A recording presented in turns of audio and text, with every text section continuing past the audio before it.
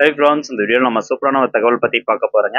அதாவது இபிஎஃப்ஓ வெப்சைட்டில் ஒரு புது அப்டேட் வந்திருக்கு. அதை பற்றின தகவல் தான் இந்த வீடியோவில் பார்க்க போகிறோம். ஸோ கண்டிப்பாக இந்த வீடியோ 100% உங்களுக்கு யூஸ்ஃபுல்லாக இருக்கும். முடிஞ்சவங்க நிறைய பேருக்கு ஷேர் பண்ணி விடுங்க. ஸோ அந்த அப்டேட் என்னன்னு பார்க்கறதுக்கு முன்னாடி இந்த 31 ஜூலை 2024 ஸோ அன்னைக்கு பார்த்தீங்கன்னா ஒரு சர்க்குலர் இபிஎஃப்ஓலேருந்து வெளியிட்டிருக்காங்க. அதாவது இந்த ஜாயிண்ட் டிக்ளரேஷன் நம்ம அப்ளை பண்ணுறோம் பார்த்தீங்களா, ஸோ அதனுடைய ஸ்டாண்டர்ட் ஆப்ரேட்டிங் ப்ரொசீஜரில் வெர்ஷன் 3.0 வந்து அப்டேட் பண்ணியிருக்கிறாங்க. ஸோ இனிஷியலாக உங்களுக்கு இந்த ஸ்டாண்டர்ட் ஆப்ரேட்டிங் ப்ரொசீஜர் அப்படின்னா என்னன்னு தெரிஞ்சிருக்கும். அதை பற்றி நிறைய வீடியோ வந்து நம்ம சேனல்லே போட்டிருக்கோம். அதாவது இதுக்கு முன்னாடிலாம் நம்மளுடைய டீட்டெயில்ஸ் ப்ரொஃபைல் டீட்டெயில்ஸ் ஏதாவது மாற்றணும் அப்படின்னா நம்ம மேனுவலாக ஜாயின்ட் டிக்ளரேஷன் ஃபார்ம் ஃபில் பண்ணி எம்ப்ளாயிட்ட கொடுத்து எம்ப்ளாயர் அதில் சைன் பண்ணி இபிஎஃப்ஓ வந்துச்சு அந்த மாதிரி தான் வந்து கரெக்ஷன் பண்ணிட்டு இருந்தாங்க. பட் இப்போ பார்த்தீங்கன்னா நம்மளே ஆஸ் எ மெம்பரா ஆஸ் எ எம்ப்ளாயா நம்மளே வந்து நம்மளுடைய மெம்பர் போர்ட்டலுக்குள்ள போயிட்டு 12 வகையான ப்ரொஃபைல் டீட்டெயில்ஸை கரெக்ஷன் பண்ணி நம்மளே வந்து அப்ளை பண்ணலாம். ஸோ அதுக்காக இதுக்கு முன்னாடி பண்ண மேனுவல் பேப்பர் ப்ரொசீஜர்லாம் இப்போ கிடையாது. ஸோ எல்லாமே ஆன்லைன் மூலமாகவே வந்துருச்சு. ஸோ அதற்கான ஒரு எஸ்ஓபி தான் ஏற்கனவே வந்து வெளியிட்டு இருந்தாங்க. ஸோ இதை பற்றி கண்டிப்பாக எல்லாருக்குமே தெரிஞ்சிருக்கும். இந்த வெர்ஷன் 3.0 என்ன மாதிரியான சேஞ்சஸ்லாம் வந்திருக்கு அப்படிங்கிறத நம்ம முதல்ல பார்த்துடலாம். ஸோ அப்படியே இந்த பேஜ் அப்படியே கீழே ஸ்க்ரோல் டவுன் பண்ணிட்டு வந்துருங்க. இந்த பிடிஎஃப் ஃபைலுக்கான லிங்க் நான் டிஸ்கிரிப்ஷனில் கொடுத்துட்றேன், தேவைப்படுறவங்க கிளிக் பண்ணி பார்த்துக்கலாம். ஸோ இதில் பார்த்தீங்கன்னா மொத்தம் 12 வகையான டீட்டெயில்ஸ் வந்து நீங்கள் ஆன்லைன் மூலமாக கரெக்ஷன் பண்ணிக்கலாம். உங்களுடைய name, gender, date of birth, father name, mother name, spouse name, திருமண ஸ்டேட்டஸ் அதாவது marital status, date of joining, reason of living, date of living, nationality, அப்புறம் உங்களுடைய ஆதார் கார்டு நம்பர். ஸோ எல்லாமே பார்த்தீங்கன்னா நீங்கள் ஆன்லைன் மூலமாக மாற்றிக்கலாம். அதற்கான ஆப்ஷன் ப்ரொசீஜர்ஸ் எல்லாமே வந்து கொண்டு வந்துட்டாங்க. இது சம்மந்தமாக நம்ம சேனலில் வீடியோ போட்டிருக்கோம், எப்படி வந்து ஆன்லைன் மூலமாக மாற்றுறது அப்படின்னு. ஸோ தேவைப்படுறவங்க கிளிக் பண்ணி பார்த்துக்கோங்க. அந்த வீடியோக்கான லிங்க் நான் டிஸ்கிரிப்ஷனில் கொடுத்துட்றேன். அதே மாதிரி ஜெண்டர்லையும் பார்த்தீங்கன்னா இந்த எஸ்ஓபி வெர்ஷன் 3.0 ஒரு சேஞ்சஸ் கொண்டு வந்திருக்காங்க. ஸோ அதுவும் நம்ம பார்த்துடலாம். இப்போ இந்த 12 வகையான ப்ரொஃபைல் டீட்டெயில்ஸ் கரெக்ஷன் பண்ணுறதுல மேஜர், மைனர் அப்படின்னு 2 வகையாக வந்து பிரிச்சிருப்பாங்க.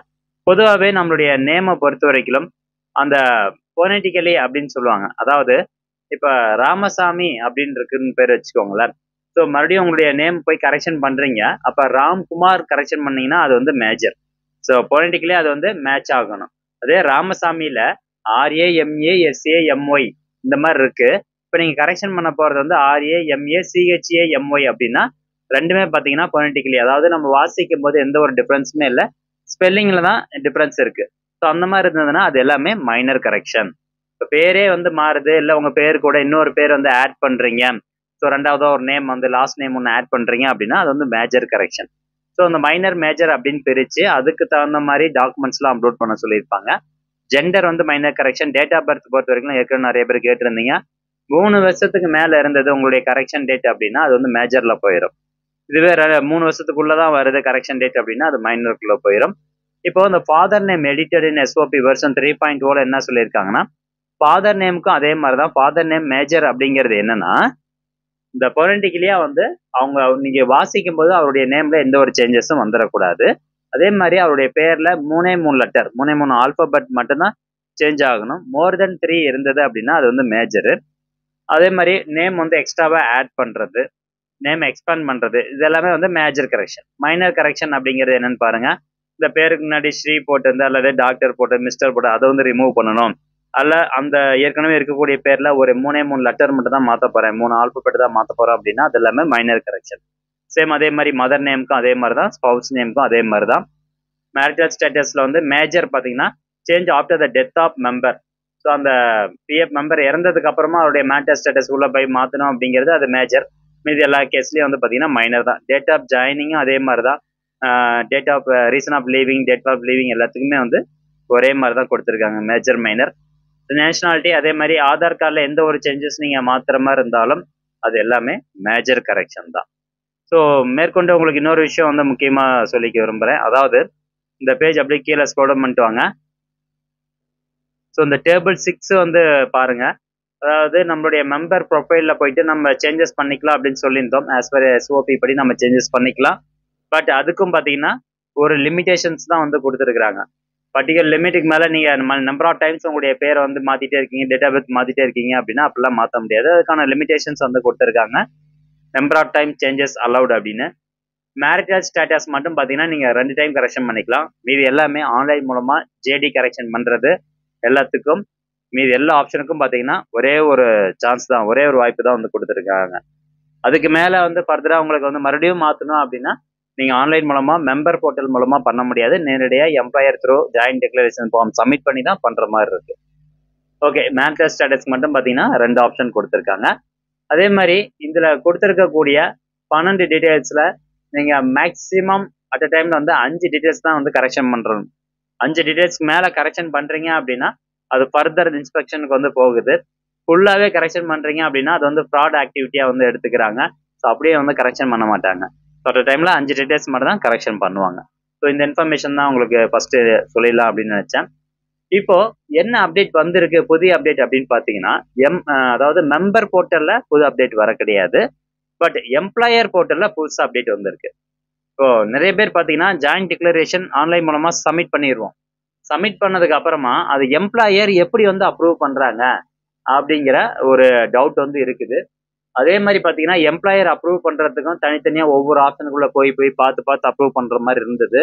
பட் இப்போ எம்ப்ளாயர் போர்ட்டலில் ஹோம் பேஜ்லேயே அந்த ஆப்ஷன் வந்து கொடுத்துருக்குறாங்க. ஸோ அதன் மூலமாக ஈஸியாக எம்ப்ளாயர் வந்து அப்ரூவ் பண்ணுறதுக்கான ஒரு ஆப்ஷன் தான் இப்போ புது அப்டேட் வந்துருக்குது. அதை பார்க்கலாம். இது பார்த்தீங்கன்னா ஒரு எம்ப்ளாயர் போர்ட்டல், ஒரு எம்ப்ளாயர் அதாவது ஒரு கம்பெனி இருக்காங்க பார்த்தீங்களா, ஸோ கம்பெனி லாகின் பண்ணக்கூடிய போர்ட்டல். எம்ப்ளாயி போர்ட்டல் வேற, எம்ப்ளாயர் போர்ட்டல் வேற.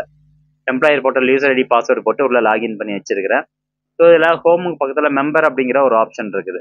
இப்போ நீங்கள் ஆன்லைன் மூலமாக ஜாயின்ட் டிக்ளரேஷன் ஃபார்ம் ஒன்று சப்மிட் பண்ணுறீங்க, ஒரு சேஞ்சஸ் கரெக்ஷனுக்காக சப்மிட் பண்ணுறீங்க அப்படின்னா எம்ப்ளாயர் இந்த ஆப்ஷனில் போய் தான் இனிமேல் பார்த்து அப்ரூவ் பண்ணுற மாதிரி இருக்கும்.